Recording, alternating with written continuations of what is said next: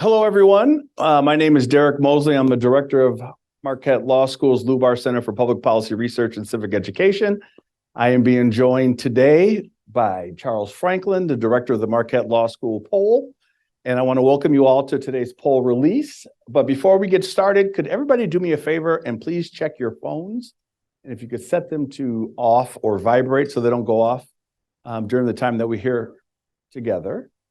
I am going to outline, just to get started, a general overview of what we're going to be doing during the time that we're here together. We're going to be starting off with the methodology of the poll to get an idea about what actually went into the poll itself. We're going to talk about presidential matchups. We're going to talk about third-party candidates. We're going to talk about the Biden and Trump strengths and characteristics. We're going to address the GOP primary, some state issues, as well as some international issues. Then after we go through that, I will open it up for questions if you have any questions for Charles Franklin in regards to the poll. So welcome, first and foremost. And Charles, welcome as well. It's good to be here. Welcome to you. Well, thank you. This is my first. Not exactly new around here anymore, but no, I know. 11 months now. Compared to old geezers like me. So I want to start by, could you explain for us the methodology? Sure. How we got to this point, when the poll took place, the time frame, and the methodology behind it. Well, Derek just went through these, so we'll go right to the methodology. So the poll was conducted on October 26th to November 2nd. I will no doubt be inconsistent in calling it an October or a November poll, but you get the idea. A little more October than November. We interviewed 908 Wisconsin registered voters with a margin of error of plus or minus 4.5 points. When we talk about the Republican primary, or in a couple of slides when we break it out and just look at how Republicans feel about the Republican candidates, we will look at the 402 Republican registered voters in the sample for that, and that has a margin of error of plus or minus 6.8. We did not ask about the Democratic presidential primary because Robert Kennedy had dropped out and Dean Phillips had not entered the race at the time we went in the field. So we didn't ask anything about the Democratic side. I need one of those little sticky things they have at the post office for turning paper. Partisan makeup of the sample, something that we do every time is to remind you that it's in this sample 30% Republican, 29 Democrat, 41 independent.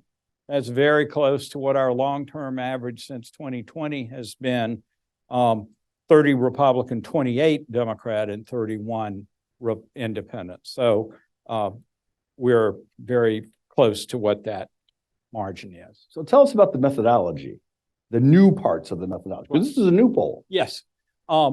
We've, until last June, had always done our polls entirely by telephone. But the world has changed. Voters don't like to answer their phone.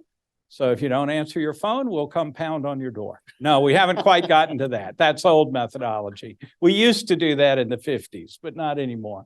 And so I just wanted to remind you of what's new, because this is different. And I find a lot of people, understandably, haven't yet gotten the message that we're doing things differently.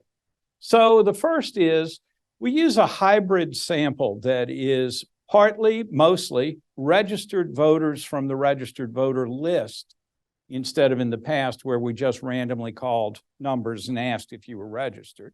So we know everybody's registered. Another part of the sample is a set of people who were recruited to do surveys over a period of time. And they were recruited by mailings to their home addresses. The company we use draws a random sample of home addresses, sends a letter inviting people to take part in surveys, and then they take multiple surveys over the next couple of years or so. So we mix these two together. But on the registered voter sample, for most people, we have an email address or a telephone number, and we have email addresses for most people. So we send an email with a link to doing the survey online. We also send a text message to the phone number inviting you to do it online. And if you don't respond, then we phone you. Or if, well, you get the text if we have a phone number. You obviously don't get an email if we didn't have an email address. So the result of this now is that most of our respondents complete the survey online rather than by phone. A bit over 200 did it by phone this time, but the other near 700 completed the survey online. And there are those details of how many people in each. The advantages of this are that people find it more enjoyable and easier to do it online. The questionnaire is formatted to work well on a smartphone or a tablet or a laptop, so anything that works. The other is you can do it whenever you want to, whenever it's convenient for you to, instead of when we call during dinner or while the baby's crying. And so you get this email invitation and you get follow-ups to persuade people to join. The upshot of this is we get a little bit better response rate this way than we did with the pure telephone method. And that's a little bit of an improvement. And the online methodology is convenient for people in a way that telephone is not. And so this is why we're going the way we are. All right, so we're 1 year out. So here's the numbers. So tell us the numbers we've been waiting for. 1 year out. Tell us what the poll tells. So here are the top line numbers. Biden at 50, Trump at 48. Very close race. That's well inside that little over 4% margin of error. So call it a toss-up with the tiniest of edge to Biden. I should say now, and so it's clear, we asked two questions on the vote. The first is, if your choice was between Biden and Trump, how would you vote, or haven't you decided? And then we ask a follow-up of the undecided. If you had to choose, would you vote for Biden or for Trump? These numbers and the first set of numbers are for that combined question after people have said how they lean if they're currently undecided. A very small percentage still say they don't know or won't vote or something like that. But the vast majority are willing to give an answer. And so you see with these two, it comes out to 50 to 48, 98% total, 2% still saying undecided. But when we do Biden and DeSantis, it flips. DeSantis is now that tiniest bit of an edge, 50 to 48. And when we do Nikki Haley, Haley is far ahead, 9 points ahead, 44 to 53. And so if you look down at Biden, you see him go 50 to 48 against DeSantis to 44 against Haley. And on the Republican side, Trump gets 48, that goes up to 50 for DeSantis and then 53 for Haley. So there's a bit of a range there. Now, did anything surprise you about that when you saw? Yes. But I think it's really interesting. In our June poll, we saw DeSantis, and in our national poll, DeSantis doing a little bit better than Trump against Biden, but only a little bit, and it's not much. Haley has quite a lead, and so we want to wonder about that in a minute and go through it. We also see here that I don't think I'm giving anything away to say Donald Trump is the front runner for the GOP nomination, but he runs weakest of these three comparisons against Biden. And so that's also interesting and something we want to explore and will in the next hour. So you already asked, what are the differences? Yep. So tell me could you tell me the differences? Where they're coming from? Yeah, and so let's go through. There's several areas that show these differences and they're pretty consistent. So the first is look at it with party identification. So the beige bar is the 48 for Trump and 50 for Biden. Then the red bars are Republican votes. So Republicans are going 88 for Trump, 10 for Biden. Independents are dead evenly split, 44 apiece. 47 apiece.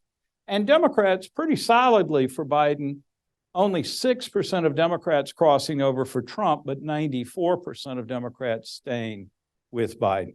This is the kind of sharp party polarization that we're used to. And honestly, everything we're going to see today has sharp party polarization when it comes to votes and candidates. But independents play an important role as a not huge group, but one that does swing. And party loyalty is also interesting. Trump at 88% among Republicans, while Biden is getting 94% of Democrats. May surprise you because we always talk about Trump having this strong hold on his party. But the surprising thing that we've seen all year is that Biden actually has a higher favorability rating with Democrats than Trump does with Republicans. Not a big difference, it's about a 10-point difference, but it is a difference. And you see it here in the party loyalty figures. In a few minutes, we'll see a little bit more about why Trump is only at 88% of the Republican vote as well. Can we break it down between DeSantis and Biden? Let's do that. Now, what's changed here? Well, the party loyalty, Republicans has gone up from 88 to 91. So there are some Republicans reluctant to vote for Trump, but willing to vote for DeSantis. Democratic loyalty stayed at 94. That hadn't budged. But the big story is that those two purple bars that were 47-47 when Trump's the candidate, but now 58% of independents would go for DeSantis, only 37% would go for Biden. And this now reflects Biden's relative weakness with independents, which doesn't show up when Trump's the alternative, but does show up when DeSantis is the alternative, and drum roll. And how's it go for Nikki Haley? There you go. It's pretty much the same, except Haley does even better with Republicans, loses a smaller crossover vote, and holds the independents as well as DeSantis did. Now, if you do the math, you see there's some undecided people that are not showing up in the bar here. With Haley as the candidate, there's a higher percentage undecided, and that's especially true with independents. It's about 11 or 12% undecided when she's the candidate for independents. But Biden's also ticked down just a little bit to 90% loyalty instead of 94. And so this is showing that when it's not Trump and not DeSantis, this other Republican, about which more in a moment, does manage to hold the Republican vote even better than Trump does, but also manages to win over a little bit more of the Democrats and especially continue to do well with independents. So hence most of the difference right there in these first three slides. So what about favorability of these candidates? So, we always ask, do you have a favorable or an unfavorable opinion, or haven't you heard enough to know? This is kind of shocking for me. This one's shocking. Good thing you're sitting down, right? So basically the answer is we don't like any of these people. But we don't like Nikki Haley less than we don't like the other three candidates. Trump, look at the net favorable on the left as the easiest summary of this. So 24% more people have an unfavorable than a favorable view of Trump. But that's 14% more unfavorable than favorable for Biden, 12 more unfavorable for DeSantis, but it is only 3% more unfavorable for Nikki Haley. But look at how little known she is. Go over to the haven't heard enough. And not surprisingly, almost everybody say they've heard of Donald Trump and Joe Biden. Maybe the 2% are just messing with me. But DeSantis is still 13%. The guy's been running. He's been a pretty prominent governor, but still 13% say they don't know enough. But Haley just pops at 33% that say they don't know enough to have an opinion of her. That might seem a real vulnerability, but I'm going to claim it's really her superpower. People don't know much about her. They know she's a Republican when we ask the question. And so, and I don't mean this to look down on her at all, she's sort of the generic Republican here. At the very least, she's not Donald Trump, and she's not the somewhat similar Ron DeSantis. And people may like her on her own, but of those 33% that don't know much about her, they're still kind of drawn to her because she's a Republican alternative to Biden. And that's where a lot of her strength comes from. But do you have any explanation why she polls so well against Biden, but no one knows who she is? Yeah. We'll see in a minute where she draws from other groups. But I really do think a lot of it is this question. If it's a Republican and a Democrat and we don't tell you any names, then people understandably go with their party and what they imagine. If you pit a known name, Biden, against an unnamed other Republican candidate, then people are able to think all the good things about that Republican candidate because they're not a person they know much about. You know, both pro and con. But this New York Times poll last week got a lot of attention, and they asked Biden versus a generic Republican. Republican ran better. They asked Trump against a generic Democrat. Democrat ran better. It's that the specificity of the person when you know something about them works for their favor and their base voters, but works against them with non-base voters. And I think we're seeing something of that here. And I think Haley's lack of universal knowledge and attention gives her a little bit of an edge on this. But let's go on. So when you were talking about, so we're going to break it down to Trump and Biden based on people who voted in 2020, correct? Right. And so how does that come out when you look at those numbers? So we looked at party. Now we're going to look at how did you tell us you voted in 2020? This is people now telling us how they remember voting in 2020. We didn't interview the same people back then. So when it's Biden and Trump, boy, almost nothing changes. And what changes is pretty symmetric. Trump holds 95% of his supporters. Biden gets 94% of his. 4% and 3% crossover, and there's a couple of percent that are refused or don't know. But basically that's showing that if we have a rerun of 2020, expect to see the same show with the same plot, the same divisions. Nothing's different. But what if it's DeSantis that's the Republican candidate? Well, now DeSantis even does slightly better than Trump, pulling 97% of past Trump voters. But Biden starts to slip with his own past voters down to 89% with 9% crossing over. And now we go to Nikki Haley, and that number goes up to 15% of 2020 Biden voters say they would vote for Haley. Only 81% would vote for Biden. Remember, we're leaving out everybody that didn't vote in 2020 and new voters or people who voted for someone other than Biden and Trump. So this isn't the whole sample. It's the people that did vote and told us who they voted for. So again, the same storyline here is there are some reluctant Biden supporters who are very much going to vote for him against Donald Trump. But those reluctant folks begin, at least in a few percentage points, to start thinking of crossing over to the Republican candidate if it's not Trump. And again, I would say if it's Haley and they don't know much about her and don't know a lot negative about her, she can draw more support there. And that was with people who voted in 2020. Yes. All right. So how's it look with the independents?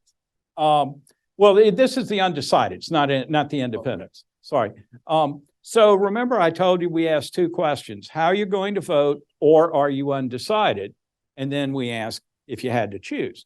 So now we're looking at those people who told us they were undecided on the initial question, the first, who are you going to vote for, before we asked if you had to choose. So when it's against Trump, it's dead symmetric here. Look at that. 6% definitely Trump, but 6% definitely Biden.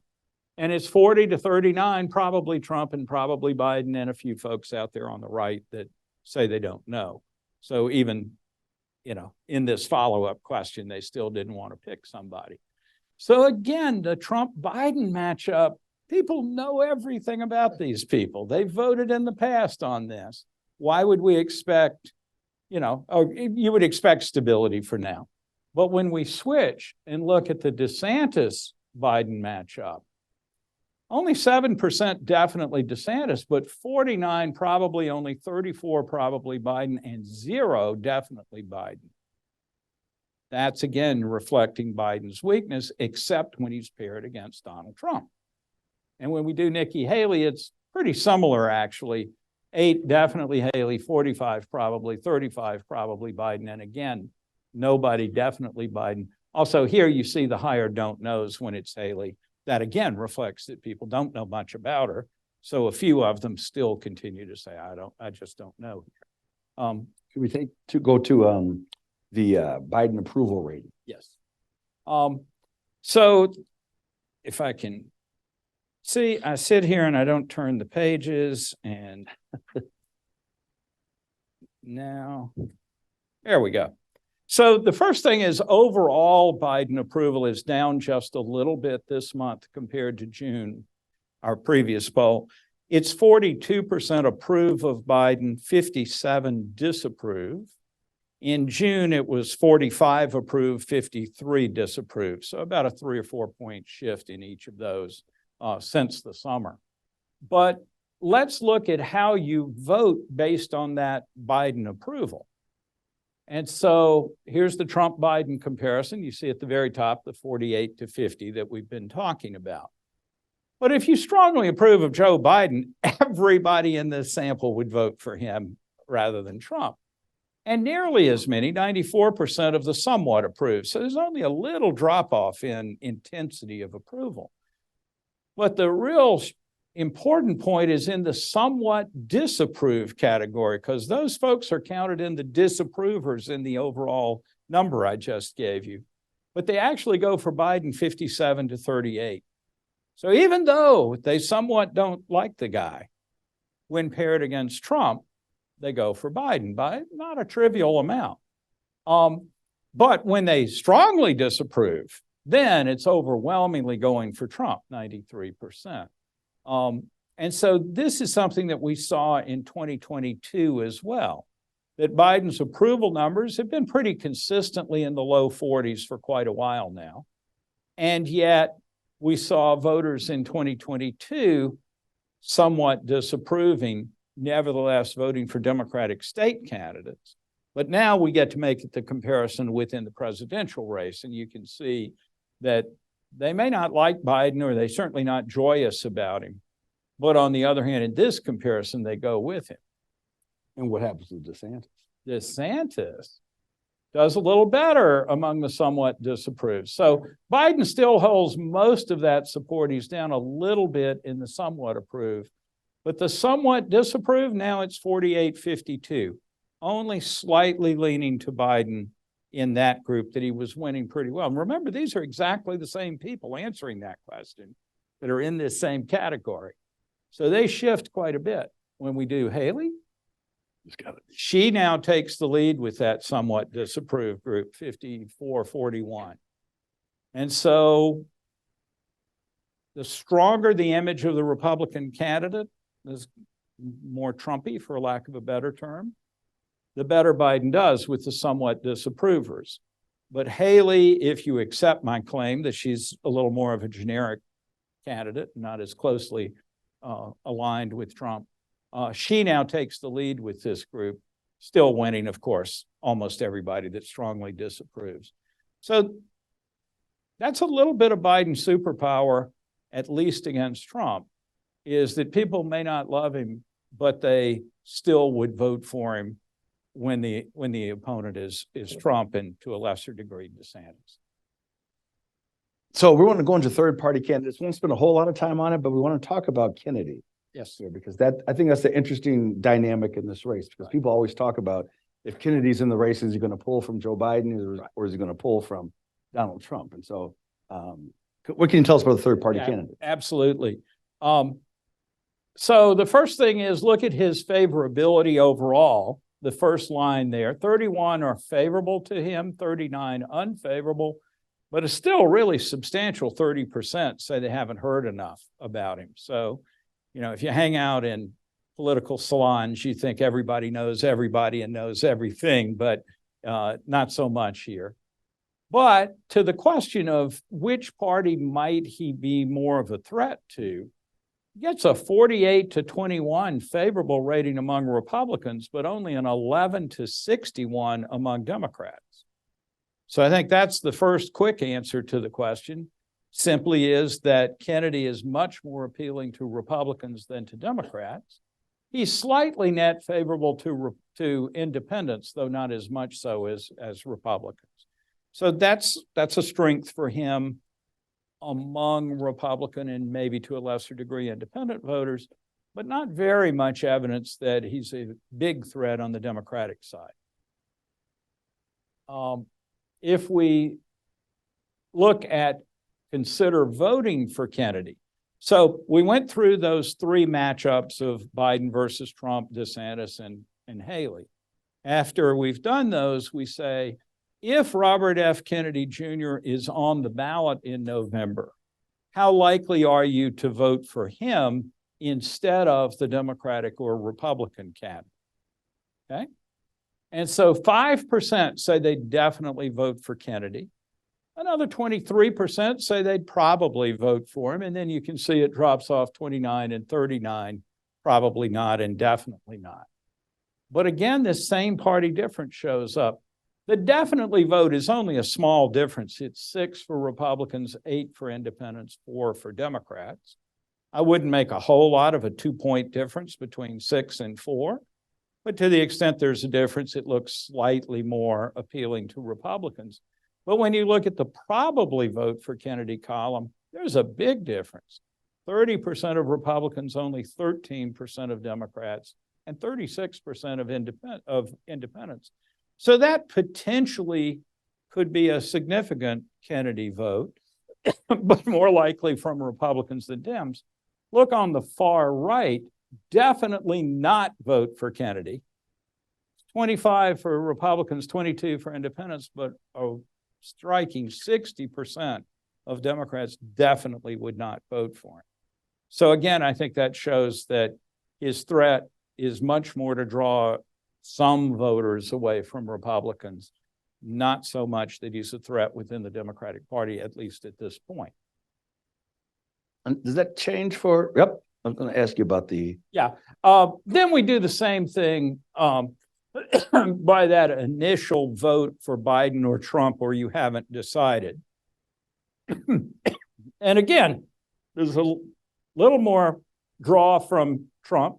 6% would definitely vote for Kennedy. 3% of Biden voters would definitely vote for Kennedy. For the haven't decided, though, he gets 11%. So still not a huge amount, but some. And again, if you go if you look at probably, the numbers are bigger for Republican and independent than for Dems. And if you go all the way to the right, the definitely not is 24 for Republican, for Trump voters, 60% for Biden voters. So again, less of a threat to the Democrat, more to Biden. And is the same for Biden, DeSantis, Biden, Haley as well, the same? Yep. And in the interest of time and speed, I'm going to tell you these show the same results. There's actually, where we did see some differences earlier, here the differences between DeSantis and Haley are much more modest when it comes to Kennedy support. So we want to make sure we have that time for Q&A. So I want to skip that. And I think we could actually skip past the Cornel West as well.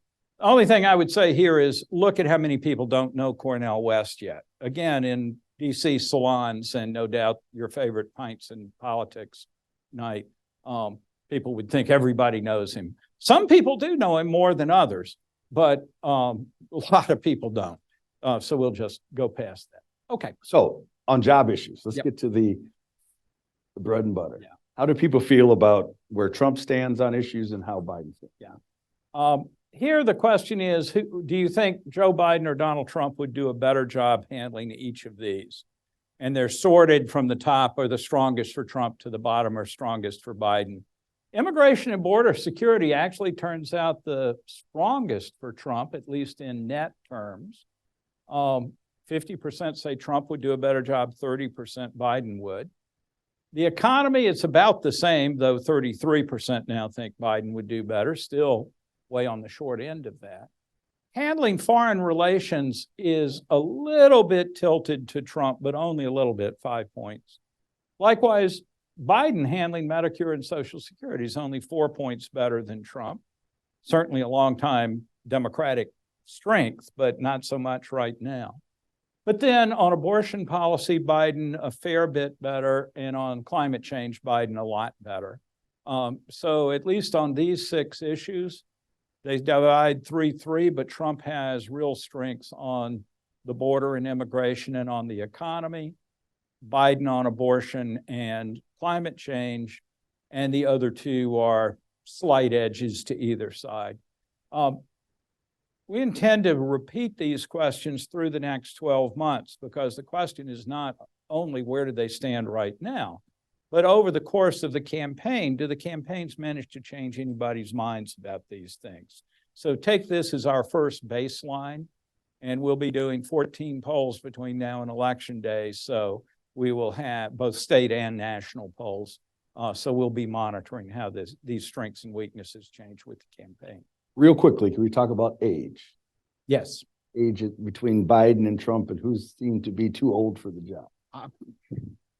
What can I say? It's not us. We could walk in there.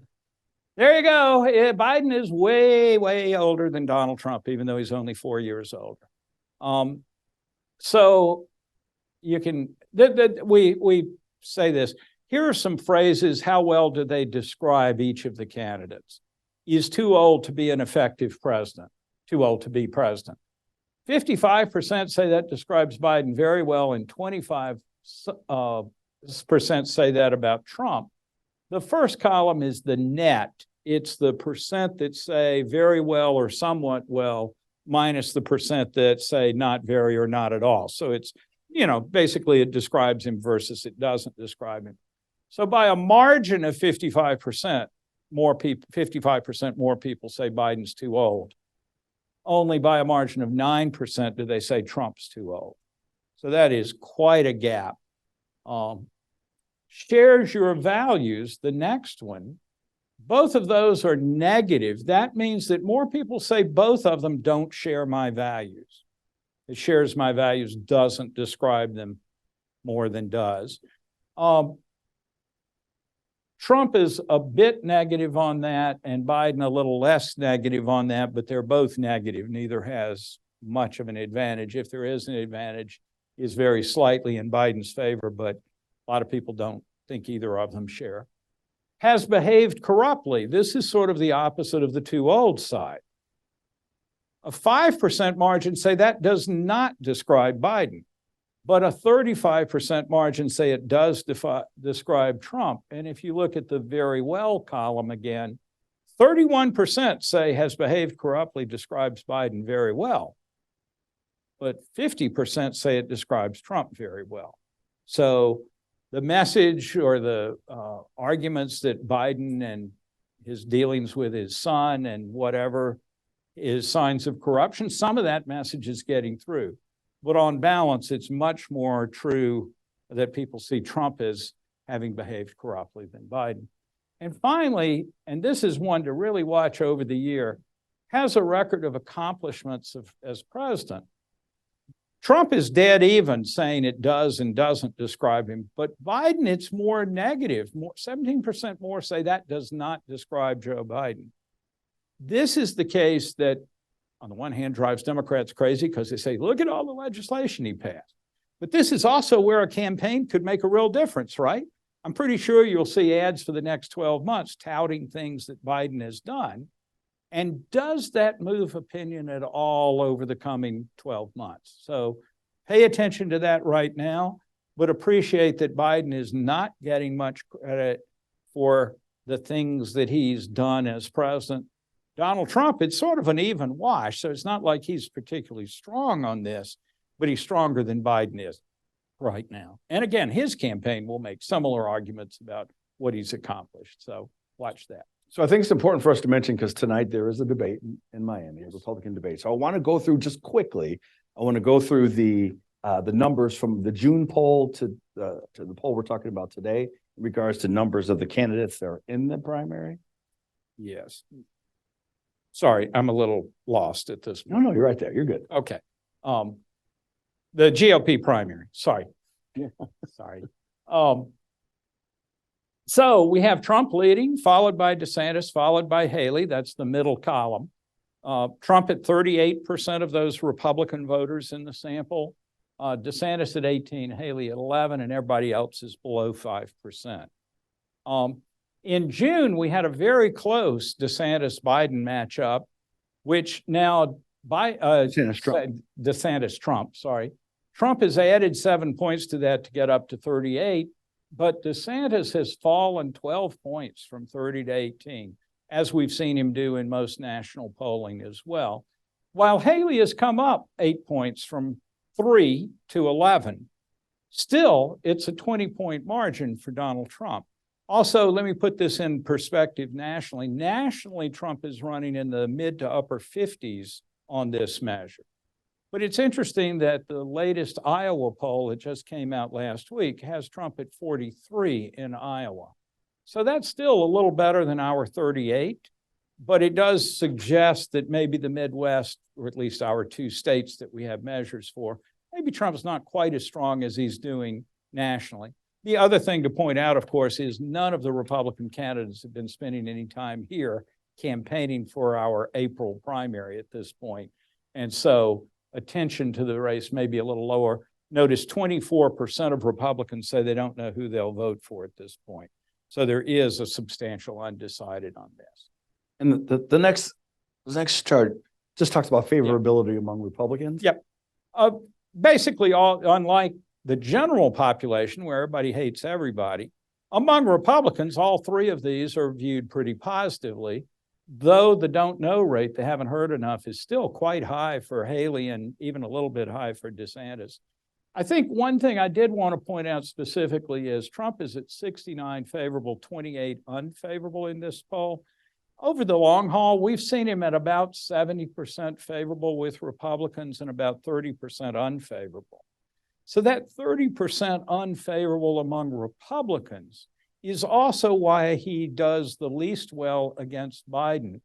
And you get a little bit, but a little bit more crossover vote from Republicans that don't like Trump, who have a hard time crossing over to vote for a Democrat, but nevertheless aren't quite as loyal to Trump as you might assume they would be. And that 30% unfavorable number could go down over the next few months. We'd want to watch that as well if he does bring the party together behind him. But there has been that level of roughly 30% dissent within the party towards Trump. All right, let's shift gears a little bit. Let's talk about Wisconsin state politics. Yep. Direction of the state. Bad. You knew that. It's been bad forever. It will be forever. 62% say we're on the wrong track. 36% headed in the right direction. This has been a number that has stayed in the 60s, wrong track for several years. Really since it was before COVID that we last saw better right direction, wrong track numbers. There is a pretty sharp party difference here, as you see. I think that partly reflects the party of the governor, and it partly reflects national partisanship, with Democrats being slightly positive, but Republicans and independents quite negative on this measure. But what's interesting to me about this chart goes in line with the next chart, because who's to blame for the country being in the wrong direction? Is it the governor's office? Is it the legislature? And so this next chart kind of puts it in perspective. I do think that on the wrong direction, a lot of people blame the other guy. So if you're a Democrat, you blame the Republican Congress. If you're a Republican, you blame the Democratic president or governor and legislature. What we do see is that Tony Evers has a decent job approval number, 53 to 46. He was at, I believe it was 57 in June, so he's down a little bit. The legislature and the state Supreme Court, we hadn't asked in June.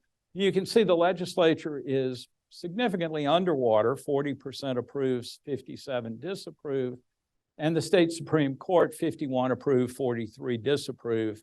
So a little bit net positive there. And you said it quickly, but you didn't do June. That's for the legislature and the Supreme Court. Right. This is one more sparkling innovation in the poll. In the past, we've always asked approval of the governor, and we've sometimes, but not nearly all the time, asked about the legislature. We're going to follow this through the next year, asking about all three of them each time, so we can all see all three major institutions being rated for their approval. You'll notice there's a little bit more don't know on the Supreme Court. Honestly, I imagine that a lot more people are not as aware of what the court's doing as the governor and maybe the legislature, but the numbers are what they are. A fair number of people, only 5% were, a fair number of people were willing to give an opinion, only 5% didn't. If the Supreme Court should be in the news a lot in coming weeks, maybe that will change these numbers in terms of awareness as well as potentially change opinion. So you've talked about in previous polls, Ron Johnson and Tammy Baldwin, but then you've added to this. So you've added the governor and you've added Robin Voss to the poll. So this is favorability, the same favorability measure. You can see Baldwin is a couple of points more unfavorable than favorable. In June, she was several points more favorable than un. Her history, because we do ask about both senators every poll, has been to fluctuate between a few points positive and a few points negative, but not much of a range there. So this is maybe a little bit of a tick down for her from June. Ron Johnson is 10 points more unfavorable. That's, again, roughly where he was net unfavorable last June. Tony Evers, 50 favorable, 42 unfavorable. That 50 is a shade less than his job approval number, but still net positive. And Robin Voss is net unfavorable by quite a bit. But to me, the big point here is this is the most powerful member of the legislature, and 46% of registered voters don't know who he is. Now, at one point, that's maybe not surprising. What percentage of the state elects Robin Voss? 1/99th, right? 99 assembly seats. He's elected in that one assembly. That's not his fault. That is our institutional structure, right? But as the Speaker of the Assembly, who for a long time, you might think that he would have much more visibility. But we've asked about him too, only occasionally, and I don't expect to include him every time and going forward, but it always comes back with the same result, that the vast majority, well, not quite a majority, but the biggest number by far, nearly half, really are not very aware of him. This next one is near and dear to my heart, because this has to do with judges and whether judges should be elected or be appointed. And this is good to see. As someone who ran from the third branch 4 times in the election, this is what I'm happy to see on this next and one. And won all 4, yeah, right. That also helps. Yeah, and so, you know, there have been some issues about this. Is it, and we said in the question, some states appoint judges and some elect them. Which do you think is better? And I wasn't really prepared to see this balance. 87% of the sample says it's better to elect judges. Just 12% better to appoint them. That raises the question, as a political scientist, if you're going to put the power of election in people's hands, what information do they have to choose? And so we asked, should judicial candidates discuss issues during the campaign, or should they avoid those issues that might come before the court and seem to prejudge the case? This one surprised me. And again, 80% discuss issues, just 19% avoid talking about them to avoid the appearance of prejudice. But look at the party split here. It's substantial majorities among all partisan groups, 71 for Republicans, 80 for independents, 90 for Democrats. So we're moving, have been moving, one might say, into an age of much more strongly contested, more competitive Supreme Court races. I can remember back in the 90s when it was mostly how many sheriffs had endorsed you. But, you know, this is a touchy issue because prejudging cases is not a trivial issue. But on the other hand, giving people information they need to match their vote to the candidate that will do what they want is also an issue. So anyway, I found it really interesting how strong this lineup was. Yeah, I did too. In fact, I think people trust themselves when they do the legislature. Possibly so. Third branch, which is a good thing. Which is a good thing. So this next one's interesting because I noticed when you frame the question for this next, because we're talking about redistricting and redrawing maps, you didn't mention the word gerrymander at all. Right. Was that on purpose? Absolutely. We wanted to ask a question about the redistricting case that's before the court, but to say specifically it's about gerrymandering or partisan advantage or something like that would cue the issue for people. So the wording of the question down here at the bottom, if you could read it, but I'll read it to you. A case currently before the state Supreme Court could require maps of legislative districts for the state, the Senate and Assembly to be redrawn for upcoming elections. Do you favor redrawing the district maps, or should the maps created prior to the 2022 election remain in place until the next scheduled redistricting in 2031? So if you know what this debate is about, you know. But people who haven't paid much attention to it, don't know much about it, might just think that's a question of do it now, do it later. So the balance we got, 45% redraw them now, 51% keep them in place to 2031, seems to be people favoring the status quo. But this is why the partisan divide is so important right below it, because it shows that most people actually do get what the stakes are. Republicans, 3/4 are opposed to redrawing them now. Democrats, 3/4, almost 73% in favor of redrawing them now. And independents lean to not doing it, status quo. So I think there are two messages here. One is that an awful lot of voters do realize what the implications of drawing or redrawing are, and that lines up with their partisanship. On the other hand, not everybody has gotten that message, and that's why these are 70-30 splits instead of 90-10 splits. And so one question in the coming months as this case rinds on and whatever happens, whether it does or doesn't redraw. The question is whether voters come to understand those stakes better than they do now, and does it align with their partisanship or not? But it does align pretty well right now, just not as strongly as it does for candidate choice. Now, the next chart has to do with the impeachment of Justice Protasewicz. And what surprised me about this chart was once it was mentioned by Speaker Voss that that was an option, you saw it in the news cycles over and over again. But the poll shows that people really aren't familiar with that issue. Yes. So the question is, how much have you heard about talk of impeaching Justice Protasewicz? And overall, 31% said they'd heard a lot, but 39 only a little, and 29 hadn't heard anything at all. But it's also interesting to look at the party split here, because if the speaker was messaging to Republicans, that message didn't get through to Republicans as well. More than twice as many Democrats had heard a lot about it than not. Now, Democrats did run advertising campaigns and pushed on this. So maybe this is just a matter of getting the message through your Democratic channels, if you're a Democrat, and without that similar kind of messaging from Republicans, it went away. You know, it didn't get through as much. The broad point is to say that the things that obsess us around the Capitol and that are genuinely really important things, just like who the speaker is, don't necessarily percolate out to the citizenry as a whole as much as you or I might imagine that it does. And that in this case, whatever it was the Democrats that got the message a lot more than it was the Republicans that got the message. Now, before we went in the field, Speaker Voss backed off on pursuing the impeachment, so we didn't ask a follow-up question about what would you want to do on it, because it seems that issue is now at least on the back burner.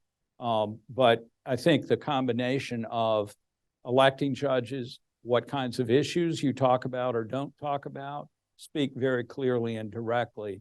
And this one says something about how aware people are of that possibility. All right, so briefly, because I want to make sure we have time for questions. World affairs, where should the United States stand? Should we make ourselves known to the rest of the world? I'm going to go short shrift on some of these with deep apologies. They are written up in the release that you can read about online. Should the U.S. play an active role in world affairs? Used to be, we sort of said yes. It's been changing a little bit. Democrats are much more supportive of an active U.S. role. Republicans more evenly split, slightly more in favor. But independents, just by the slimmest of margins, actually say we should stay out of world affairs. This is an active area of debate in this Congress right now and in the presidential campaign. So I intend to watch this for a while going forward, because it really is such a shift from where we were in the post-war period. We then asked about support for Israel. Are we giving Israel too much support? 28%, not enough. 23%, about the right amount. 46%. But the party difference here is kind of sharp. With just look at the first column. Only 18% of Republicans say we're giving them too much, but that goes up to 29% and then up to 37% among Democrats. So the greater skepticism among Democrats is pretty clear here, though it's certainly a majority of Democrats saying we should either give more or about the right amount. When we switch to Ukraine, that partisan difference flips. Now it's 55% of Republicans saying we're giving too much support to Ukraine in its war against Russia. 43% of independents agree with that. So there's that isolationism showing up with independents as well. But only 12% of Democrats say we're giving too much support to Ukraine. Speed. Yep. National economy and family issues real quickly. Bad. Only 27% say the economy is either excellent or good, 36% not so good, and a full 37% poor. You can see pretty big partisan differences here, but even Democrats don't say excellent, but a lot of Democrats say good, but not so many independents and certainly not many Republicans. So again, this is a big issue to watch over the next 12 months. Does anything change in these opinions? Family financial situation, 48% living comfortably, 36% just getting by, 15% struggling. That's actually a little bit worse than when we asked about it in June, when it was in the low 50s living comfortably. So maybe the individual effects here. And again, partisanship matters. Your party really is driving how you see your personal finances as well as how you see the national economy. Abortion issue, and then we're done. Yeah, let's talk about that as a result of the elections that took place yesterday. Right. It seems like the polls in line with what happened in the election. The polls in line, and it has been for quite a while. This is whether you favor or oppose the Dobbs decision in summer of 22 that overturned Roe versus Wade. 35% favor that overturning of Roe, 57% oppose it, and sort of surprising, 6% say they haven't heard of that decision. We didn't call it the Dobbs decision. We described what it did. You didn't need to know the name. Still, that's been about where we've been, in about 60% opposed, about 30 to 35% in favor. Maybe that's down just a smidgen from last summer, but I think it's more because a few more people are saying haven't heard. We've seen that for a long time here with this question or a different one. A majority favor abortion rights to some degree, but it hasn't changed much, and it honestly didn't change more than 4 or 5 points at most after the Dobbs decision came down. It changed in favor of abortion rights, but not much. And huge party split. The obvious question, why can't the legislature address the abortion issue? 2/3 of Republican voters favor that Dobbs decision, and I think you see that in all of the state referenda and elections that we've seen. Is abortion rights is the majority position overall in most, not all states, but in most states and nationally. But within the GOP, it is still a solidly pro-life party, and that continues and hasn't changed after Dobbs. Last thing is, people do still think abortion is an important issue. Overall, 38% say it's one of the most important, but that goes all the way up to 55% among Democrats, and is a smaller 28% among Republicans. So whether that's because of mixed views among Republicans about abortion, or whether it's because the issue just doesn't seem as salient, remains to be seen. But last night's elections certainly suggest that it still has potency, especially when it's on the ballot explicitly as it was in Ohio last night. And Virginia. And to some extent, Kentucky. Kentucky, yeah. All right, so at this time, I'm going to open it up for questions in the time that we have remaining. Does anybody have any questions? Now, please go right ahead.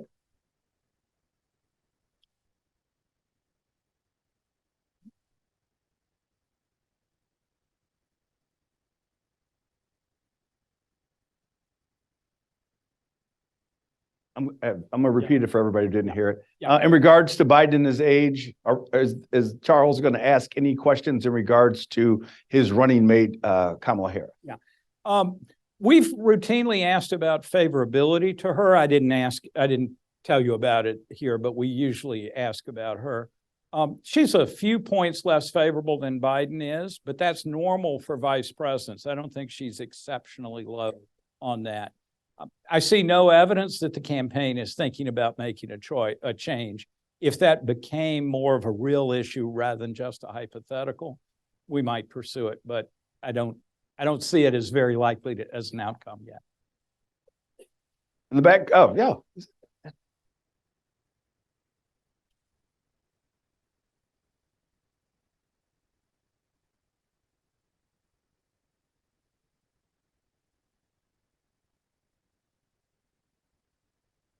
Yeah, we do ask likelihood of voting. We did not see these numbers change very much among likely voters rather than registered voters. We saw it flip in the national poll in September, but the lead flipped in between the two. I did ask it. I'm going to continue to ask it so we can track it, but people don't have a real good idea of whether they're certain to vote or not before next summer. So it's worth it to keep it in the questionnaire, but I'd really will pay attention, and we will prioritize reporting the likely voter numbers starting next summer. Right now, I'm prioritizing registered voters at this point, but it didn't make much difference in this month's survey.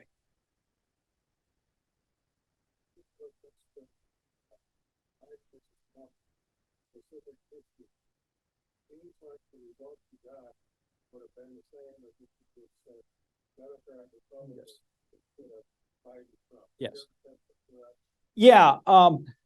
Political scientists actually have a theory called issue ownership, which was developed several decades ago, but it still seems to hold up. And it's the idea that each party sort of has a brand about what they're good on. So Democrats are good on Medicare and Social Security, right? That just has normally been their brand. And right now, climate change, they have that. Abortion, they have that. But Republicans historically have done well on managing the economy, more or less independent of what the actual economic outcomes have been in a particular administration. The party tends to hold on to that strength.